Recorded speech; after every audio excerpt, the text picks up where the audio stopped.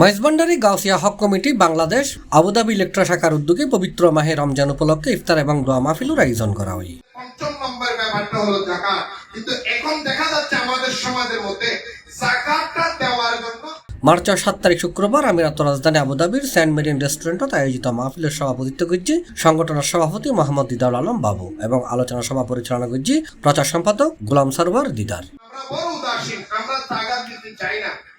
এডে প্রধান মেহমান হিসেবে মানব জীবনের জাকাতের গুরুত্ব তাৎপর্য শীর্ষক আলোচনা করছি মাওলানা মাহবুবুল আলম আল কাদেরী নূরে বাংলা। যাকাতটা হলো আপনার সম্পদকে পরিষ্কার করার জন্য, যাকাতটা হলো আল্লাহ আপনাকে জাহান্নাম থেকে জান্নাতে নেওয়ার একটা উসিলার জন্য হলো যাকাত। অনুষ্ঠান বক্তব্য রেখে আরব আমিরাত হক কমিটি সংগঠনের আবুধাবি কজনের সমন্বয়ক মোহাম্মদ তৌহিদুল আলম বাবু, সংগঠনের প্রধান উপদেষ্টা শাহনেওয়াজ সিদ্দিকী, উপদেষ্টা মঈনুদ্দিন, উপদেষ্টা রবিউল হাসান তালুকদার, সাধারণ সম্পাদক মোহাম্মদ একলাস এবং যুগ্ম সাধারণ সম্পাদক মোহাম্মদ মইনুল হোসেন। অনুষ্ঠানে উপস্থিত আছেন সহ সাধারণ সম্পাদক আবু হাসান রনি, সদস্য আমদাদ মোহাম্মদ মঞ্জু, শিল্পী আজম, মাওলানা মমতাজউদ্দিন হাসান এরশাদ সহ আরো ভর্তি।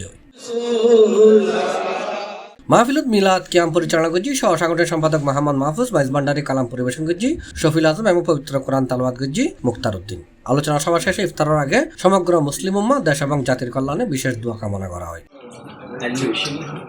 C+ TV, Chittagong.